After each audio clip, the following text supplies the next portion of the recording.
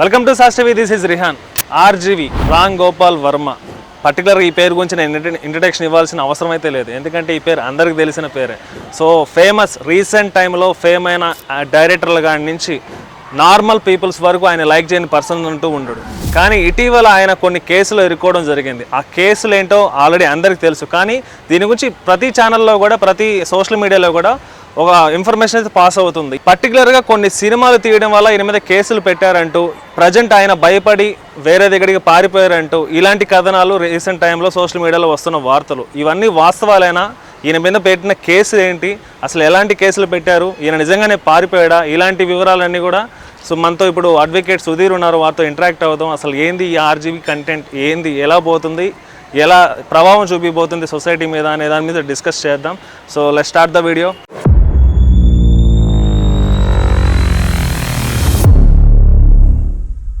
So చూస్తున్నాం recent టైంలో RGV మీద ఏదైతే కేసులు పెట్టాయో, అంటే అన్ని సోషల్ మీడియాలో పూర్తిగా గమనిస్తే పర్టికులర్గా ఈయన కొన్ని సినిమాలు తీయడం వల్ల, అంటే అమ్మరాజ్యంలో కడుపు పెట్టలు అని చెప్పి లైక్ ఇలాంటి సినిమాలు కొంచెం వైసీపీకి ఫేవర్గా సినిమాలు తీశారు. ఇప్పుడు సోషల్ మీడియాలో వస్తున్న వార్తలు ఏంటంటే ఆ సినిమాల మీద పెట్టిన కేసులు అని చెప్పి ఒక ప్రచారం జరుగుతుంది. కానీ కొంతమంది చెప్తున్న వాస్తవాలు ఏంటంటే ఆ సినిమాల మీద మాత్రం కాదు, ఇది కేవలం ఒక పోస్ట్ పెట్టిన దానివల్ల, అంటే పవన్ కళ్యాణ్ కానీ చంద్రబాబు అండ్ మోడీ మీద వీళ్ళ మీద మాస్కింగ్ ఫోటోలు పెట్టడం వల్ల ఈ కేసు పెట్టారని చెప్పి చెప్తున్నారు. ముందుగా నమస్కారం. ఈరోజు రామ్ గోపాల్ వర్మ కేసు విషయానికి వస్తే కనుక ఇది అతని యొక్క సినిమాలకి కానీ అతని యొక్క డైరెక్షన్కి కానీ ఎటువంటి సంబంధించినటువంటి విషయం కానే కాదు. ఇది కేవలం రామ్ గోపాల్ వర్మ ఒక పార్టీకి మద్దతుగా కొంతమంది వ్యక్తుల యొక్క హననానికి కారణమవుతూ వాళ్ళ మీద వ్యక్తిగత పోస్టులు ఏదైతే పెట్టారో ఆ పోస్టుల ఆధారంగా ఏవైతే కేసులు నమోదయ్యాయో వాటి మీదనే విచారణ కొనసాగుతూ ఉన్నది అనేటువంటి విషయాన్ని మీకు స్పష్టం చేస్తున్నాను. అయితే ఇక్కడ వచ్చేసి ఎవ్వరూ కూడా చట్టానికి అతీతం కాదు అన్నటువంటి విషయాన్ని తెలుసుకోవాలి. అయితే ఇప్పుడు కొంతమంది లేవనెత్తుతున్నటువంటి విషయం ఏమిటంటే, రామ్ గోపాల్ వర్మ గారు కూడా స్పష్టంగా చెప్తున్నారు ఏమిటంటే, ఎప్పుడో 1 year క్రితం నేను పోస్ట్ పెట్టాను, అవి కొంతమంది యొక్క ప్రభావితం చేశాయి, వాళ్ళని యొక్క హావభావాలు దెబ్బతిన్నాయి అనేకంటే ఎవరో భావాలు దెబ్బతిన్నాయని వాళ్ళు కేసు పెట్టారు అనేటువంటి విషయాన్ని రామ్ గోపాల్ వర్మ తీసుకొస్తున్నారు. అయితే ఇక్కడ మనం గమనించాల్సినటువంటి విషయం ఏంటి అంటే, మీరు ఏదైతే పోస్ట్ పెట్టారో అవి చట్టానికి వ్యతిరేకంగా ఉన్నాయి. మీరు ఆ విలువల్ని కాపాడుకోకుండా సోషల్ మీడియాని వేదికగా చేసుకొని కొంతమంది యొక్క హావభావాల్ని దెబ్బతీసేటువంటి విధంగా, కొంతమంది వ్యక్తిత్వాల్ని దెబ్బతీసే విధంగా మీరు ప్రవర్తించినటువంటి మాట మాత్రం వాస్తవం. అయితే ఏదేమైనా మీ మీద కేసు రిజిస్టర్ అయినప్పుడు, పోలీసులు మీకు నోటీస్ ఇచ్చినప్పుడు మీరు ఖచ్చితంగా వాటికి విచారణకు హాజరయ్యి మీ యొక్క వర్షన్ ఏదైతే ఉందో టీవీల ద్వారా కానీ సోషల్ మీడియా ద్వారా కానివ్వండి ఇంకొక రూపంలో తెలియజేయకుండా విచారణకు హాజరయ్యి చట్టానికి అనుకరించి చట్టానికి లోబడి మీరు ప్రవర్తిస్తే బాగుంటుంది అనేటువంటి విషయాన్ని స్పష్టం చేయదలిచాను. ఇక్కడ ఇంకోటి ఏంటి అనంటే, పోలీసుల యొక్క నిర్లక్ష్యం, పోలీసుల యొక్క నిర్లిప్తం ఇంకా క్షేత్రస్థాయి నుంచి కొనసాగుతూ ఉంది అని చెప్పడానికి ప్రస్తుతం జరుగుతున్నటువంటి పరిణామాలు ఖచ్చితంగా పోలీసుల్ని కూడా అనుమానించాల్సినటువంటి పరిస్థితి ఉంది. పోలీసులు కనుక అరెస్టు చేయాలి అని అనుకుంటే రామ్ గోపాల్ వర్మ గారిని అరెస్టు చేయడం పెద్ద విషయం కాదు. ఎందుకనంటే వ్యక్తిని దూషిస్తూ లేకపోతే వ్యక్తిత్వ హననానికి పాల్పడుతున్నటువంటి రామ్ గోపాల్ వర్మ మీద నమోదైనటువంటి కేసులు చూసుకుంటే ఇప్పటికే పోలీసులు 2 సార్లు నోటీస్ ఇవ్వడం జరిగింది. ఒకసారి నోటీస్ ఇచ్చినప్పుడు టైం రిక్వెస్ట్ చేశారు, టైం తీసుకున్నారు. ఆ టైంకి మళ్ళీ రామ్ గోపాల్ వర్మ గారు అడ్మిషన్ కాకుండా, విచారణకి అటెండ్ కాకుండా మళ్ళీ కూడా తను ఏదో ఒక కారణాలు చెప్తూ సినిమాలో బిజీగా ఉన్నాను అది ఇదని లేనిపోని కారణాలు చెప్తూ విచారణని తప్పించుకోవాలని చూస్తూ హైకోర్టులో బెయిల్ పిటిషన్ వేసుకోవడం కానివ్వండి, యాంటిసిపేటరీ కానివ్వండి, రకరకాల ప్రయోగాలు చేస్తూ ముందుకు వెళ్తున్నారు.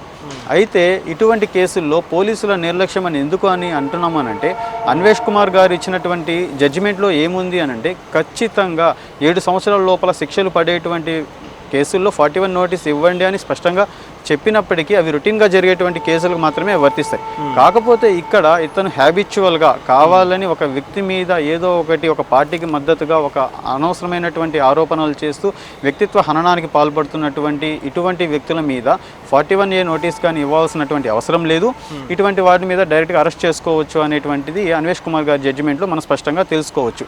అయితే ఇక్కడ ఇంకొకటి ఏంటంటే, విచారణకి రామ్ గోపాల్ వర్మ సహకరించటం లేదు కాబట్టి, విచారణకి రావటం లేదు కాబట్టి రామ్ గోపాల్ వర్మ గారు ఇట్లా అటెండ్ అవ్వటం లేదు అని చెప్పేసి హైకోర్టు వారికి కానీ కోర్టు వారికి కానీ నివేదించి సర్చ్ వారెంట్ కానీ అరెస్ట్ వారెంట్ కానీ తీసుకొని అతన్ని అరెస్ట్ చేయాల్సినటువంటి అవసరం కానివ్వండి, సెర్చ్ చేసేటువంటి అవకాశం కానీ పోలీసులు తీసుకోవట్లేదు. కానీ ఆ విధంగా పోలీసులు ప్రవర్తించడం లేదు కాబట్టి అనుమానాలు కనిపిస్తూ ఉన్నాయి పోలీసు వ్యవస్థ. ఇక్కడ మీరు ఒక పాయింట్ చెప్పారు, ఇప్పుడు అదే ఆర్జీవీ చెప్పే పాయింట్ కూడా అదే.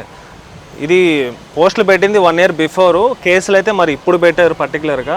ఇప్పుడు నేను హడావిడిగా రావాల్సిన అవసరం లేదు కదా, నాకంటూ కొన్ని పనులు ఉన్నాయి, నాకంటూ కొన్ని సినిమా పనులు ఉన్నాయి, వాళ్ళు ప్రొడ్యూసర్ లాస్ అవుతారు, నేను ప్రజెంట్ అయితే నేను రాదలుచుకోలేదు అన్నట్టుగా నా మెసేజ్ చేశారు. అంటే ఆయన చెప్పే ఉద్దేశం ఏంటంటే, అంటే ఎప్పుడో పెట్టిన పోస్ట్కి ఇప్పుడు ఎవడో వచ్చి కంప్లైంట్ చేసి నేను హడావిడిగా రావాలా అన్నట్టుగా ఆయన ప్రస్తావించినట్టు.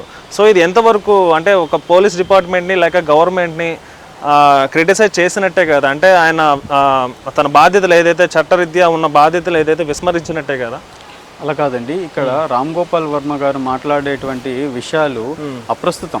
ఎందుకనంటే అతని మీద ప్రస్తుతం ఒక కేసు రిజిస్టర్ అయింది, అతని విచారణకు రమ్మని నోటీస్ ఇచ్చారు. దాని పరంగా అతను విచారణకి ఎదుర్కోవాల్సినటువంటి పరిస్థితి ఖచ్చితంగా ఉంది. తనకు ఏ విధమైనటువంటి హక్కులు ఉన్నాయో, తనకు ఏ విధమైనటువంటి చట్టాలు తనని ఎంతవరకు అనుమతిస్తాయో దానిని కోర్టులు నిర్ణయిస్తాయి. నిన్ను అరెస్ట్ చేయడం కరెక్ట్ ఉందా లేదా, నీ యొక్క పాయింట్ నువ్వు మాట్లాడేది ఏంటి అనేది కోర్టుల యొక్క విచక్షణ అధికారాలని వినియోగించి అక్కడ ఉన్నటువంటి సాక్ష్యాధారాల ఆధారంగా కోర్టు ప్రొసీడింగ్స్ అనేవి ఖచ్చితంగా జరుగుతాయి. అయితే ఇక్కడ ఇటువంటి విషయాల్లో సోషల్ మీడియా బారిన పడినటువంటి అంశాల్లో హైకోర్టు కూడా ఇటువంటి విషయాల మీద చాలా తీవ్రమైనటువంటి వ్యాఖ్యలు ఇంతకుముందు చేసినది. ఏమని అంటే, ఇట్లాంటి వాటికి మేము కూడా బాధ్యులంగా అయ్యాము, ఇట్లాంటి వాటి బారిన మేము కూడా చాలా పడ్డాము, కాబట్టి ఇటువంటి వాటిని విచక్షణ కోల్పోవాల్సిన అవసరం లేదు, ఇటువంటి వాటి మీద యాక్షన్ తీసుకోవాల్సిన అవసరం ఎంతైనా ఉంది, వీటిని కట్టడి చేయాల్సిన అవసరం ఉంది. ఇంతకుముందు గతంలో జరిగినటువంటి అంశాల మీద సిఐడి చీఫ్గా ఉన్నటువంటి వారికి న్యాయ వ్యవస్థ తరఫున అప్లికేషన్ ఇవ్వడం కానివ్వండి, రిపోర్ట్ ఇవ్వడం కూడా జరిగింది. కానీ ఆ రిపోర్ట్లన్నీ కూడా అప్పటి ఉన్నటువంటి ప్రభుత్వ పెద్దల ఆధారంగా కానివ్వండి, అప్పుడున్నటువంటి నిర్లక్ష్య ధోరణి కానివ్వండి, అవన్నీ చెత్తబుట్టకే పరిమితమయ్యాయి. కానీ ఇప్పుడు ఇటువంటి పరిస్థితులు మారిన తర్వాత, ప్రభుత్వాలు మారిన తరువాత, ఇటువంటి వ్యక్తుల మీద చర్యలు తీసుకునేటువంటి అవకాశం వచ్చిన తరువాత దీనిని ఇప్పటికైనా కట్టడి చేయాల్సిన అవసరం ఉంది. వీళ్ళు విచారణను ఎదుర్కోవాల్సిందేను, వీళ్ళు విచారణ ఎదుర్కోకుండా వీళ్ళకి ఎటువంటి వెసులుబాటు మేము కల్పించము, అందుకని వీళ్ళకి ఎటువంటి బ్లాంక్ డాకెట్ ఆర్డర్స్ ఇవ్వము అని చెప్పేసి హైకోర్టు వారు స్పష్టంగా తెలియజేయడం జరిగింది. అందుకనే రామ్ గోపాల్ వర్మ గారు వేసుకున్నటువంటి క్వాష్ పిటిషన్ని కూడా డిస్మిస్ చేయడం జరిగింది. విచారణకు సహకరించమని చెప్పేసి, తర్వాత కావాలంటే బెయిల్కి అప్లై చేసుకోమని చెప్పేసి హైకోర్టు వారు సూచించడం జరిగింది. అంటే ఇప్పుడు ఆ పాయింట్ చిన్న క్లారిటీ ఏంటంటే, సో ఈ 1 year టైం పీరియడ్ అయింది కదా, ఈ 1 year లోపల ఎప్పుడు కూడా కేసు పెట్టలేదు. ఇప్పుడు కేసు పెట్టారు, అంటే ఈ కూటమి ప్రభుత్వం వచ్చిన తర్వాత కేసు పెట్టారు గత పోస్టుల మీద. అంటే గతంలోనే పెట్టొచ్చు కదా అనే క్వశ్చన్ అయితే రేజ్ అవుతుంది, దానికి మీ సమాధానం ఏంటి? అదే, ఇప్పుడు గతంలో పెట్టొచ్చు అని అంటే ఇప్పుడున్నటువంటి ప్రభుత్వాలు, పరిస్థితులు, అప్పుడున్నటువంటి అధికారులు మనం ఖచ్చితంగా చూస్తూ ఉన్నాం. ఏదైతే సాక్షాత్తు ఎంపీ గారు ఉన్నారో రఘురామ కృష్ణంరాజు గారు, ప్రస్తుతం స్పీకర్గా వ్యవహరిస్తున్నటువంటి వారిని అప్పుడు అరెస్ట్ చేయడం జరిగింది, వాళ్ళని 3rd degree ప్రయోగించడం జరిగింది. అప్పుడే అతను కోర్టుకు వెళ్ళి నా మీద 3rd degree ప్రయోగించారు, వాళ్ళ మీద యాక్షన్ తీసుకోండి అని చెప్పి ఖచ్చితంగా చెప్పడం జరిగింది. అప్పుడు వాళ్ళని, నాకు ఇక్కడ ఉన్నటువంటి అధికారుల మీద, వ్యవస్థల మీద, ప్రస్తుతం ఉన్న ప్రభుత్వాలు నా మీద కక్షగట్టున్నాయి, నాకు నమ్మకం లేదు అని చెప్పిన తర్వాత కోర్టు వారు ఏం చేశారంటే అతను మిలిటరీ హాస్పిటల్కి రెఫర్ చేయడము, వాళ్ళ దగ్గర నుంచి నివేదిక తీసుకున్న తర్వాత అతనికి బెయిల్ ఇవ్వడం కానివ్వండి, తర్వాత వాళ్ళని చర్యలు తీసుకోమని చెప్పడం కానివ్వండి, అన్నీ జరిగాయి. కానీ ఇక్కడ ఏంటంటే కోర్టు యొక్క చర్యలు తీసుకోమని చెప్పినటువంటి మాటల్ని కానివ్వండి, అప్పుడున్నటువంటి పరిస్థితులు, అధికారులు ఎటువంటి చర్యలు తీసుకోలేదు. అందుకని అప్పుడున్నటువంటి పరిస్థితుల కారణంగా ఎవరు కంప్లైంట్ ఇచ్చినా కూడా తీసుకోకుండా నిర్లక్ష్య ధోరణి అధికారులు ప్రదర్శించారు. వాటి ఫలితంగానే అప్పుడు తప్పులు చేసినటువంటి అధికారులు ఇప్పుడు జైలుకు వెళ్లాల్సి వస్తూ ఉంది, వాళ్ళు కూడా ప్రాసిక్యూట్ అవ్వాల్సినటువంటి పరిస్థితి ఉంది. అందుకని అధికారులు ఎవరు కూడా రాజకీయ నాయకుల యొక్క ప్రలోభాలకి లోను అయ్యి వాళ్ళు అడుగులకు మడుగులు ఎత్తితే మాత్రం ఎప్పటికైనా కూడా చట్టం నుండి తప్పించుకోలేరు అనేటువంటి విషయాన్ని ప్రతి ఒక్క అధికారి తెలుసుకొని చట్ట ప్రకారం నడుచుకొని వాళ్ళకు ఉన్నటువంటి అధికారుల్ని దుర్వినియోగపరచకుండా ప్రజలకి అనుకూలంగా వ్యవహరించాల్సినటువంటి అవసరం ఉంది. చట్టం ఎప్పటికైనా తన పని తను చేసుకుంటుంది. చట్టం ముందు అందరిలో సమానమే అనేటువంటి విషయము, చట్టం అమలు పరచడం కాస్త ఆలస్యం అవ్వచ్చు ఏమో కానివ్వండి, చట్టం నుంచి ఎవరు తప్పించుకోలేరు అనేటువంటి విషయాన్ని ప్రస్తుతం జరుగుతున్నటువంటి పరిణామాల ఆధారంగా ప్రతి ఒక్కరు తెలుసుకోవాల్సినటువంటి అవసరం. అంటే డైరెక్ట్గా మీరు చెప్పేది ఏంటంటే, గత ప్రభుత్వంలో ఇలాంటి కేసులు పెట్టినా తీసుకోరు అనేది మీ ఇంటెన్షన్? ఇంటెన్షన్ ఏం కాదు. ప్రస్తుతం జరుగుతున్నటువంటి పరిస్థితులు ఆ రోజు రామ్ గోపాల్ వర్మ చేసినటువంటి ధైర్యం ఈరోజు చేయలేకపోతున్నారు. ఆ రోజు రామ్ గోపాల్ వర్మ మాట్లాడినటువంటి మాటలకి కానివ్వండి, ఈ రోజు రామ్ గోపాల్ వర్మ మాట్లాడుతున్న మాటలకి కానివ్వండి, ఆ రోజు అతను పెట్టినటువంటి పోస్టులకు కానివ్వండి, ఈ రోజు అతను వ్యవహరిస్తున్నటువంటి తీరుకి కానివ్వండి, విచారణకి నేను ఎదుర్కొంటే నా మీద 3rd డిగ్రీ ప్రయోగిస్తారు అని అతను ఏ విధంగా చెప్పగలుగుతున్నాడు? ఎందుకు అతనికి అటువంటి అనుమానాలు కలుగుతున్నాయి? అతను తప్పు చేయనప్పుడు, అతను పొరపాటు చేయనప్పుడు, చట్టం అతనికి అనుకూలంగా ఉన్నప్పుడు విచారణను ఎదుర్కోవచ్చు కదా.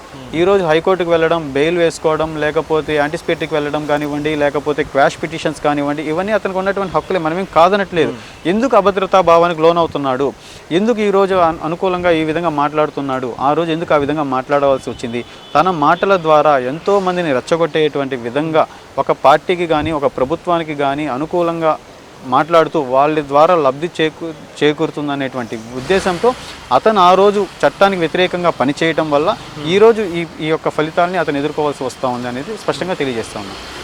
ఇప్పుడు రాజీవ్ ఒక మాట అంటున్నారు, అంటే నేను డైరెక్ట్గా అయితే నేను రాలేను, కొంచెం బిజీ వర్క్లో ఉన్నాను కాబట్టి, కానీ వర్చువల్ పోలీసింగ్లో నేను జాయిన్ అవుతాను, పిటిషన్ ఏదైతే పిటిషన్స్ ఉన్నాయో దాని మీద నేను క్లారిటీ ఇస్తానని చెప్పి వర్చువల్లో నేను వస్తానంటున్నారు. సో వర్చువల్లో అంటే ఇప్పుడు ఆర్జీవీ కరెక్ట్గా చెప్పాలంటే ఇప్పుడు ఒక ముద్దాయి లెక్కనే భావించవచ్చు కదా. సో అంతే కదా.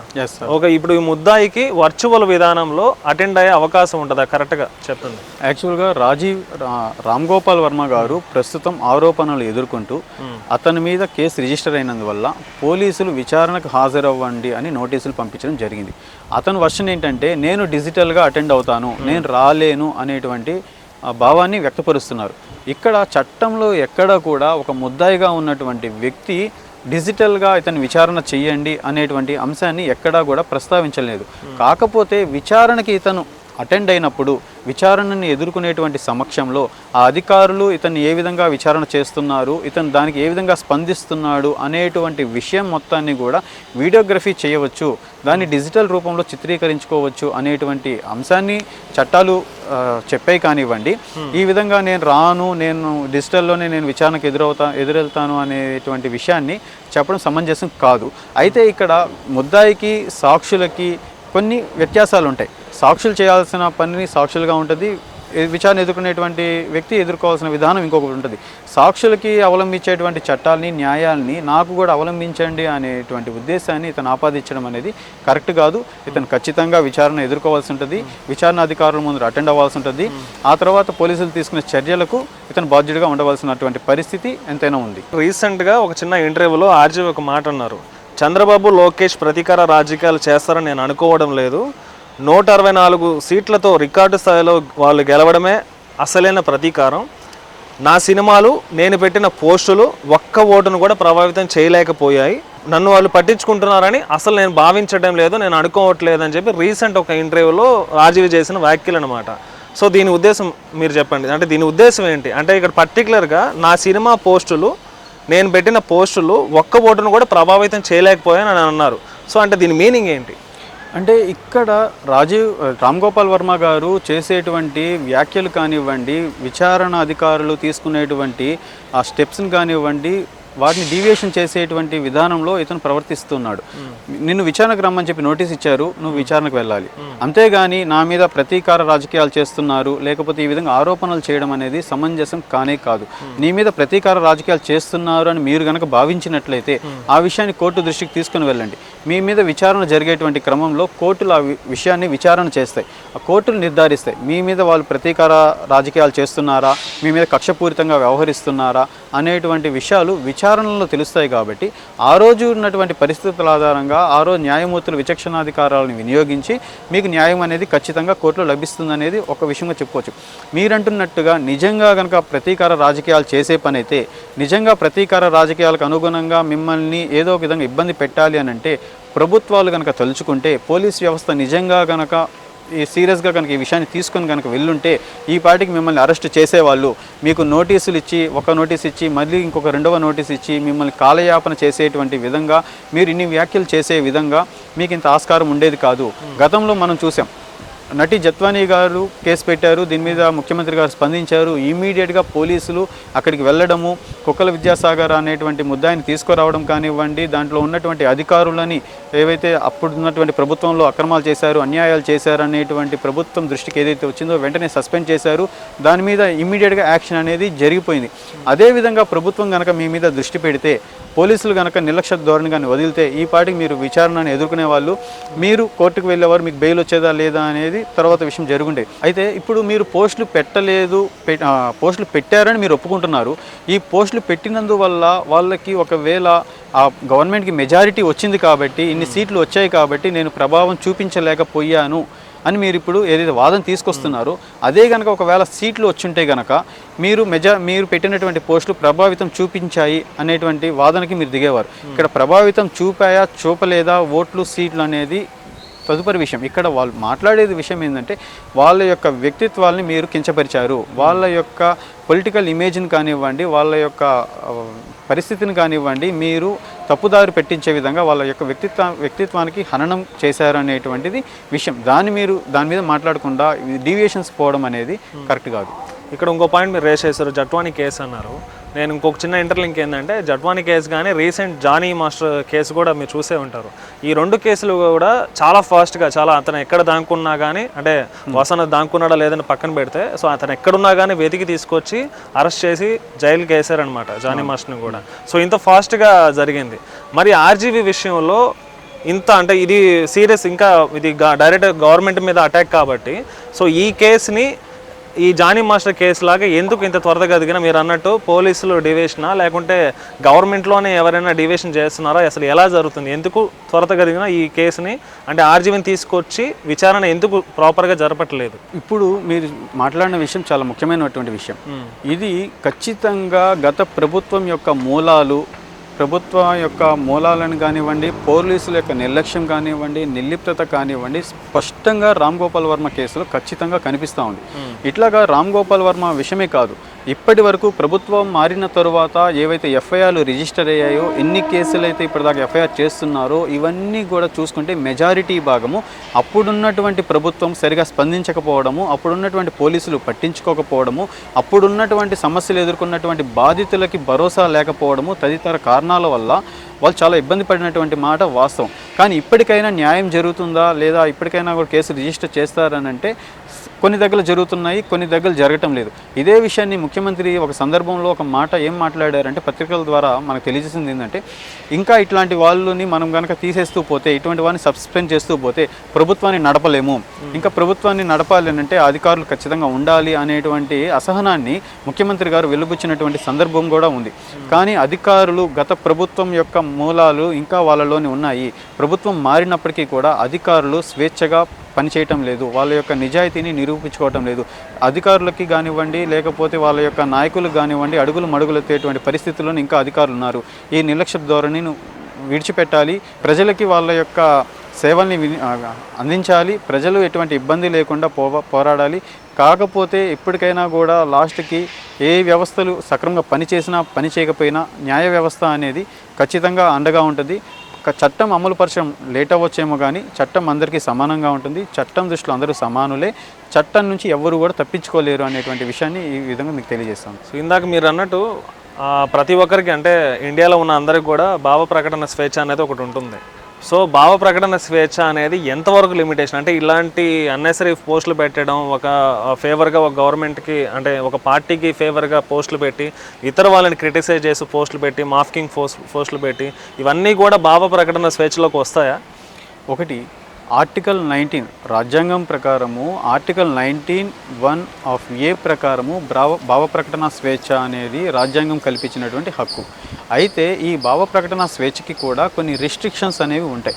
నేను ఏది పడితే మాట్లాడతాను, నా ఇష్టం వచ్చినట్టు నేను ప్రవర్తిస్తాను అని అంటే చట్టం అనేది ఒప్పుకోదు. ఆ రిస్ట్రిక్షన్స్ ఏవైతే ఉన్నాయో ఆ రిస్ట్రిక్షన్స్కి లోబడి మీరు ప్రవర్తించాల్సి ఉంటుంది. లేకపోతే చట్టం ముందు మీరు దోషిగా నిలబడాల్సినటువంటి పరిస్థితి వస్తుంది. అయితే ఇప్పుడు రామ్ గోపాల్ వర్మ చేస్తున్నటువంటి ఈ వ్యాఖ్యలు కానివ్వండి, లేకపోతే సోషల్ మీడియా ద్వారా చేస్తున్నట్టు ఈ వ్యాఖ్యలు కానివ్వండి, చట్టం ఏమంత ఈజీగా ఏమీ లేదు. బిఎన్ఎస్ చట్టం ప్రకారము 111 యొక్క సెక్షన్ ఏం చెప్తున్నది అని అంటే, ఇట్లా ఎవరైతే ఈ వ్యాఖ్యలు చేస్తారో, ఎవరైతే ప్రజల మధ్య విద్వేషాలు రెచ్చగొడతారో, ఎవరైతే వ్యక్తిత్వ హననానికి పాల్పడుతుంటారో వాళ్ళకి 5 సంవత్సరాల నుంచి లైఫ్ ఇంప్రిజన్మెంట్ పడేటువంటి అవకాశాలు ఖచ్చితంగా ఉన్నాయి. 5 లక్షల రూపాయల నుంచి 10 లక్షల రూపాయల వరకు ఫైన్ పడేటువంటి అవకాశాలు ఉన్నాయి. ఐటీ యాక్ట్ కూడా దీంట్లో ఇంప్లిమెంటేషన్ అవుతుంది. ఖచ్చితంగా ఈ విషయాలను ప్రతి ఒక్కరూ తెలుసుకొని సోషల్ మీడియాలో ఎటువంటి వ్యక్తుల్ని హననానికి కానివ్వండి, అనవసరమైన వ్యాఖ్యలు చేయడం కానివ్వండి, లేకపోతే ఇంకోటి దుర్భాషలాడడం కానివ్వండి ఖచ్చితంగా మానుకోవాలి. ఎవరి యొక్క వాళ్ళ పరిధి మేరకు వాళ్ళు ప్రవర్తించాల్సినటువంటి అవసరం ఎంతైనా ఉంది. లేనిచో చట్టం పరిధిలో శిక్షకు గురవుతారు, కేసులు ఎదుర్కోవాల్సి వస్తుంది. ఇప్పుడు చూస్తున్నటువంటి పరిస్థితులు అన్నీ కూడా అందరూ గమనిస్తున్నారు కాబట్టి అవేర్నెస్ తీసుకొని రావాల్సినటువంటి అవసరం ఎంతైనా ఉంది. ఒకరిని కించపరచడం కానివ్వండి, ఒకరి యొక్క వ్యక్తిత్వాన్ని దెబ్బతీయడం కానివ్వండి సోషల్ మీడియా ద్వారా ఎప్పుడూ చేయకూడదు. ఇంకోటి ఏమిటంటే ఇప్పుడు సోషల్ మీడియాలో ఈ విధంగా మాట్లాడమే కాదు, చాలామంది ప్రాంక్ వీడియోస్ చేస్తూ ఉన్నారు. ఆ ప్రాంక్ వీడియోస్లో అసభ్యంగా ప్రవర్తిస్తూ ఉన్నారు. న్యూడ్గా కానివ్వండి, లేకపోతే అనవసరమైనటువంటి వ్యాఖ్యలు చేయనివ్వండి, వాళ్ళకి వచ్చే వ్యూస్ కోసం కానివ్వండి, ఇంకో దానికోసం చేస్తూ ఉన్నారు. ఇది ఎంతవరకు కరెక్ట్ కాదు. ప్రభుత్వం వీటి మీద కూడా దృష్టి సారించాల్సినటువంటి అవసరం ఉంది. వీటి మీద దృష్టి కనుక సారిస్తే ఎవ్వరూ కూడా చట్టం నుంచి తప్పించుకోలేరు. ఎందుకనంటే వీళ్ళ ఐపీ అడ్రస్ అనేది ఉంటుంది, ఎవరు చేశారు ఏంటి అనేది ఉంటుంది. మళ్ళీ ఆ పేరుతో వేరే వాళ్ళు చేశారు కదా, వాళ్ళు చేశారని చెప్పేసి తప్పించుకోవాలని ప్రయత్నం చేస్తే చట్టం నుంచి ఎవ్వరూ తప్పించుకోలేరు. ఈ రోజు కాకపోయినా రేపైనా ఏ రోజుకైనా కూడా చట్టం ముందు దోషిగా నిలబడాల్సినటువంటి పరిస్థితి వస్తుంది. కాబట్టి ప్రతి ఒక్కరూ తమ పరిధి మేరకు వ్యవహరించాల్సినటువంటి అవసరం ఉంది. ఇక్కడ ఎక్స్లో కానీ కొన్ని యూట్యూబ్ కామెంట్స్లో కానీ ప్రాపర్గా గమనిస్తే ఆర్జీవీ మీద అంటే రీసెంట్ టైంలో పెట్టిన కేసుల వల్ల ఆర్జీవీ ఇన్ కేస్ అరెస్ట్ అయితే ఆయన జైలుకి వెళ్తే ఆయన మీద 3rd డిగ్రీ ఉపయోగిస్తారు.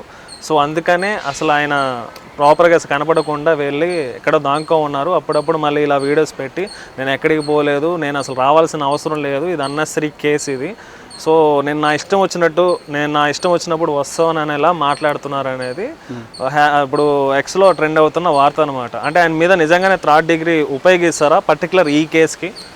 అంటే ఇక్కడ ప్రతి ఒక్కరు తెలుసుకోవాల్సిన విషయం కానివ్వండి, రామ్ గోపాల్ వర్మ గారు కూడా ఇదే విషయాన్ని హైకోర్టు వారికి తన బెయిల్ అప్లికేషన్లో తెలియజేశారు. అయితే రామ్ గోపాల్ వర్మ గారు తెలుసుకోవాల్సినటువంటి విషయం ఏంటంటే, గత ప్రభుత్వానికి అనుకూలంగా ఉండి గత ప్రభుత్వ పెద్దలకు అనుకూలంగా మీరు మాట్లాడినటువంటి మాటల వల్ల ఈరోజు కేసులు ఎదుర్కోవాల్సి వస్తుంది. గత ప్రభుత్వం ఏ విధమైనటువంటి పోలీస్ యాక్షన్ తీసుకొని లేకపోతే రఘురామరాజు మీద 3rd డిగ్రీ ప్రయోగించింది కాబట్టి మిమ్మల్ని కూడా ఆ విధంగా ప్రయోగిస్తారు అనేటువంటి మీరు భయపడడం కానివ్వండి, లేకపోతే అట్లాంటి పరిస్థితి మీరు లోను కావడం ఎంతైనా కరెక్ట్ కాదు. ఒకవేళ ఆ రోజు రఘురామరాజు గారు ఆ ఇబ్బంది పడ్డారు కాబట్టి ఈరోజు దాన్ని ఎవరైతే చేశారో చూస్తున్నాం, అరెస్టులు చేస్తూ ఉన్నారు, లేకపోతే వాళ్ళు కూడా ఈరోజు చట్టం ముందు దోషిగా నిలబడాల్సినటువంటి పరిస్థితి ఉంది. ఒకవేళ మీకు అటువంటి పరిస్థితి ఏదైనా జరిగితే మీరు కూడా అటువంటి వాటిని ఏమైనా ఎదుర్కొంటే కనుక చట్టం మీకు కల్పించాల్సినటువంటి రక్షణ మీకు కల్పిస్తుంది. కాబట్టి చట్టం నుంచి ఎవరు తప్పించుకోలేరు. కాబట్టి మీరు విచారణకు హాజరు కాండి, మీ వర్షన్ మీరు చెప్పండి, కోర్టులను నమ్మండి. ప్రతి ఒక్కరికి మీరు ఒక పూర్తిగా ఉండాలి కానివ్వండి.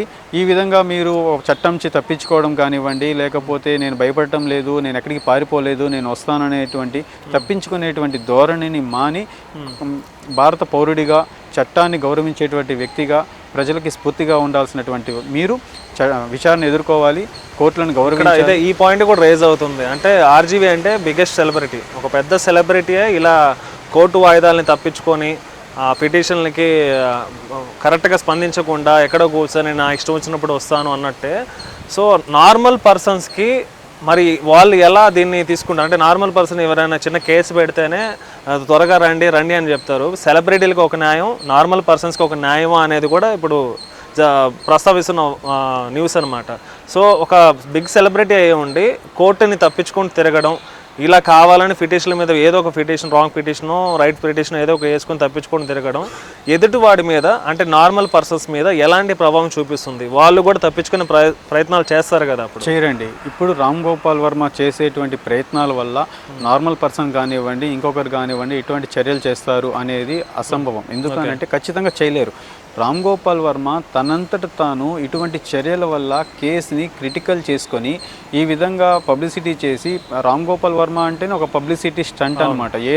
ఏ ఒక్క విషయాన్ని తనకు అనుకూలంగా మార్చుకోవాలి, ఏ విధంగా ట్రెండింగ్లో ఉండాలి అనేటువంటి మైండ్ సెట్ కలిగినటువంటి వ్యక్తి అని మనకు తన యొక్క గత చరిత్ర చూస్తే మనకు అర్థమవుతూ ఉంటుంది.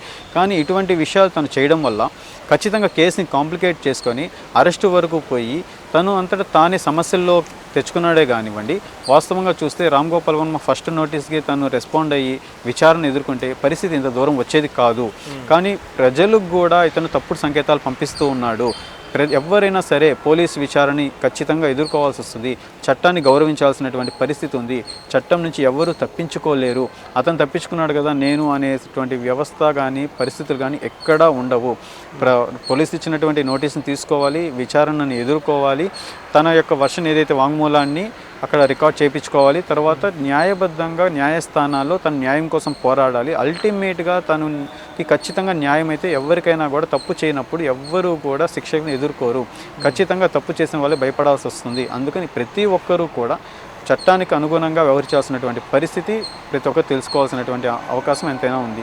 సో ఇప్పుడే రీసెంట్గా రామ్ గోపాల్ వర్మ హైకోర్టులో మరో పిటిషన్ వేశారు. అది ఒకసారి మీకు చదివి వినిపిస్తాను. ఏపీ హైకోర్టులో రామ్ గోపాల్ వర్మ మరో పిటిషన్. తాను ఎక్స్లో పెట్టిన పోస్టులపై అనేక కేసులు నమోదు చేస్తున్నారని, చట్టవిరుద్ధంగా ఒక కేసుపై ఇన్ని కేసులు నమోదు చేయడం కరెక్ట్ కాదని, రాష్ట్ర వ్యాప్తంగా కేసులు నమోదు చేయడం చట్ట విరుద్ధమని, ఇకపై ఇలాంటి పోస్టులపై కేసు నమోదు చేయకుండా ఆదేశించాలని, ఇప్పటి వరకు తనపై నమోదైన కేసులు క్వాష్ చేయాలని ఆర్జీవీ ఒక పిటిషన్ వేశారు ఇప్పుడే రీసెంట్గా. సో దీన్ని అంటే మళ్ళీ ఇంకో క్వాష్ పిటిషన్ అనమాట. సో ఇది ఎంతవరకు సమంజసం? ఇది కరెక్టేనా ఆయన చేసిన ఈ పిటిషన్స్ ఏదైతే ఉందో? అయితే అంటే పర్టికులర్గా ఆయన చెప్పేది అంటే ఒక్క కేసు మీద ఇన్ని కేసులు యాడ్ చేయడం అనేది రాంగ్ అంటున్నారు. అంటే పర్టికులర్గా అసలు ఎన్ని కేసులు యాడ్ అయ్యాయి? సో అదేంది క్లారిటీ సార్? అంటే రామ్ గోపాల్ వర్మ గారు ఏదైతే ట్వీట్లు పెట్టేటప్పుడు కానివ్వండి, సోషల్ మీడియాలో వ్యాఖ్యలు చేసేటప్పుడు కానివ్వండి, ఎదుటి వ్యక్తి యొక్క మనోభావాన్ని దెబ్బతీసే ముందు ఆలోచించుకోవాల్సినటువంటి విషయాలు ఇప్పుడు. ఈరోజు తనకి ఏ విధంగా చట్టం సహకరించాలి, నా మీద కేసులు కొట్టివేయండి, ఇన్ని కేసులు బుక్ చేయకుండా ఈరోజు హైకోర్టు వారిని ఏ విధంగా అయితే వేడుకుంటున్నారో ఆ రోజు ఎదుటి వ్యక్తికి కూడా అవే హక్కులు ఉంటాయి. అతని యొక్క మనోభావాలు దెబ్బతిన్నప్పుడు, అతని యొక్క వ్యక్తిత్వాన్ని దెబ్బతీసినప్పుడు, నా వ్యక్తిత్వాన్ని దెబ్బతీశారు, నాకు ఇబ్బంది కలిగించారు, నన్ను పొలిటికల్గా కానివ్వండి, పర్సనల్గా కానివ్వండి, నా కుటుంబాన్ని కానివ్వండి అనేక విధాలుగా వ్యాఖ్యలు పెట్టి వేధించారు అనేటువంటి విషయాన్ని ఆ బాధపడినటువంటి వాళ్ళు కానివ్వండి, ఆ బాధపడినటువంటి వ్యక్తుల యొక్క పర్సన్స్ కానివ్వండి, ఎవరైనా కూడా వాళ్ళకి మనోభావాలు ఉంటాయి, వాళ్ళకి హక్కులు ఉంటాయి, వాళ్ళకి చట్టాలు రక్షణ కల్పిస్తాయి అనేటువంటి అవగాహనని రామ్ గోపాల్ వర్మ గారు ఆ రోజు తెచ్చుకొని ఉండాలి. లేదా ఈరోజు కూడా అరే నేను తప్పు చేశాను, నేను కావాలని వ్యాఖ్యలు చేశాను అనేటువంటి పశ్చాత్తాపానికి లోను కాకుండా ఇప్పటికి కూడా చట్టం నుంచి నన్ను రక్షణ కల్పించండి అని వేడుకుంటున్నారు. చట్టం నుంచి రక్షణను కోరుకుంటున్నప్పుడు ముందు చట్టానికి మీరు లోబడి ఉండాలి. చట్టాన్ని మీరు ఎదుర్కోవాలి. చట్టాన్ని ఎదుర్కొన్న తరువాత, విచారణను ఎదుర్కొన్న తరువాత కోర్టులు మీరు తప్పు చేస్తుంటే మీకు శిక్షలు వేస్తాయి, తప్పు చేయనప్పుడు నిర్దోషిగా మిమ్మల్ని విడుదల చేస్తాయి. కాబట్టి ఇటువంటి నాలెడ్జ్ తోటి చట్టాన్ని కానీ కోర్టులను కానీ తప్పుదారి పట్టించకుండా మీరు విచారణను ఎదుర్కోండి. ఇట్లాంటి పిటిషన్లు కానీ ఇవన్నీ వేస్తున్నప్పటికీ మీ హక్కులను మేమేం కాదనం వేసుకోవచ్చు, ఏదైనా చేసుకోవచ్చు. కానీ ఎదుటి వ్యక్తిని ఆ విధంగా మీరు మాట్లాడేటప్పుడు మీ వ్యాఖ్యల వల్ల ఎంతమంది ప్రభావితం అవుతారు, ఆ పరిస్థితులు ఎంత దూరం తీసుకెళ్తాయి అనేటువంటి విచక్షణ కూడా మీరు కలిగి ఉండాలనేటువంటి అంశాన్ని మీరు తెలుసుకోవాల్సినటువంటి విషయం ఎంతైనా ఉంది. ఇక్కడ ఇంకో పాయింట్ కూడా ఏంటంటే, అంటే పర్టికులర్ ఈ కేసు కొంచెం పక్కన పెడితే, సో ఆర్జీవీ ఇలాంటి ఒక పెద్ద సెలబ్రిటీ ఇలాంటి పోస్టులు చేస్తున్నప్పుడు నార్మల్ పర్సన్స్ మరి ఎందుకు చేయకూడదు? ఇంకా ఎక్కువే చేస్తారు కదా. అంటే పెద్ద సెలబ్రిటీ మాఫ్కింగ్ ఫోటోలు ఏదైతే పవన్ కళ్యాణ్, చంద్రబాబు, మోడీని మాఫ్కింగ్ చేసి పెట్టారో, సో నార్మల్ పర్సన్ ఇంకా దాన్ని చూసి ఇంకా హ్యూజ్గా చేస్తారు కదా అన్న పాయింట్ కూడా రేజ్ అవుతుంది. ఇది కూడా కరెక్టే కదా. అదే ఇక్కడ వచ్చేది ఏంటంటే, పోలీసుల యొక్క ఈ నోటీసుల్లో అన్వేష్ కుమార్ గారు చెప్పినటువంటి జడ్జిమెంట్లో కూడా ఏముంది అని అంటే, హ్యాబిచువల్ ఎవరైతే నేరాలు చేస్తున్నారో, ఎవరైతే ఇట్లాంటి వాటికి ప్రోత్సాహం కల్పిస్తున్నారో, వాళ్ళు పెట్టేటువంటి పోస్టుల వల్ల కానివ్వండి, వాళ్ళు చేసేటువంటి వ్యాఖ్యల వల్ల కానివ్వండి, ఎంతమంది ప్రభావితానికి లోనయ్యి అదే చర్యని వాళ్ళు కూడా కొనసాగిస్తున్నారో, ఇటువంటి వాటిల్లో మీరు నోటీస్ ఇవ్వవలసిన అవసరం లేదు, మీరు ఇమీడియట్గా వాళ్ళని అరెస్ట్ చేయవచ్చు, వాళ్ళని రిమాండ్ చేయవచ్చు అనేది అన్వేష్ కుమార్ గారి జడ్జిమెంట్లో స్పష్టంగా చెప్పడం జరిగింది. అందుకని ప్రతి ఒక్కరూ కూడా తెలుసుకోవాలి, వాళ్ళు చేశారు వీళ్ళు చేశారు అని అంటే. ఈరోజు చూస్తున్నాం, శ్రీరెడ్డి కానివ్వండి, లేకపోతే పోసం కృష్ణమురళి కానివ్వండి, పశ్చాత్తాపానికి లోనవుతున్నారు, క్షమించమని వేడుకుంటున్నారు. ఒక తప్పు చేసేసిన తర్వాత, ఒక పొరపాటు జరిగిన తర్వాత వాళ్ళ ప్రభుత్వాలు, వాళ్ళ యొక్క అభిమాన రాజకీయ నాయకులు అధికారంలో ఉన్నారు కాబట్టి నేను ఏదన్నా చేయొచ్చు, నేను ఏవి చేసినా కూడా నన్ను ఎవరు ఏం చేయలేరు అనేటువంటి ధోరణిలోకి ఎవరు కూడా ఎప్పుడు కూడా వెళ్ళకూడదు. ఈరోజు వాళ్ళు క్షమించమని అడుగుతున్నప్పటికీ కూడా, పశ్చాత్తాపానికి లోన్ అవుతున్నప్పటికీ కూడా చట్టము వాళ్ళకి ఎటువంటి రక్షణ కల్పించదు. చట్టం దృష్టిలో అందరూ సమానమే. వాళ్ళు చేసిన తప్పులు కానివ్వండి, వాళ్ళు చేసినటువంటి పొరపాట్లు కానివ్వండి, వాళ్ళు చేసినటువంటి వ్యాఖ్యలు కానివ్వండి, వాళ్ళు కట్టుబడి ఉండాల్సిందే. చట్టం దృష్టిలో శిక్షను ఎదుర్కోవాల్సినటువంటి పరిస్థితులు వస్తాయి. సో మొత్తానికి ఆర్జీవీ అయినా నార్మల్ పర్సన్స్ అయినా ఎవరైనా చట్టానికి అతీతులే. ఖచ్చితంగా ఆర్జీవీ గారిది ఒకవేళ తప్పు లేకపోతే ఖచ్చితంగా ఆయన వచ్చి వాయిదాకు వచ్చి ఆయన ఏదైతే ఆయన అనుకుంటున్నారో అది పోలీసుల ముందు, కోర్టు ముందు ధైర్యంగా ఒప్పుకోవాల్సిన అవసరం ఉంది. ఆర్జీవీ లాంటి ఒక ఇన్స్పిరేషన్ పర్సన్స్ కదా ఇటీవల సోషల్ మీడియాలో, అలాంటి పర్సన్స్ ఇలా చేయడం కూడా రాంగ్. సో ఆయన కోర్టుని తప్పించుకొని తిరగడం రాంగ్. డెఫినెట్గా ఆయనకు వచ్చి కోర్టుకి ఆ విచారణ ఏదైతే విచారణకి లొంగాలి, ఆయన వచ్చి మాట్లాడాలని చెప్పి అడ్వకేట్ సుధీర్ మనతో ఇంటరాక్ట్ అయ్యారు. సో ఇది వాళ్ళ వీడియో. ఈ వీడియో మీకు నచ్చితే ఖచ్చితంగా లైక్ చేయండి, షేర్ చేయండి, సబ్స్క్రైబ్ చేసుకోండి. This is Rehan signing off.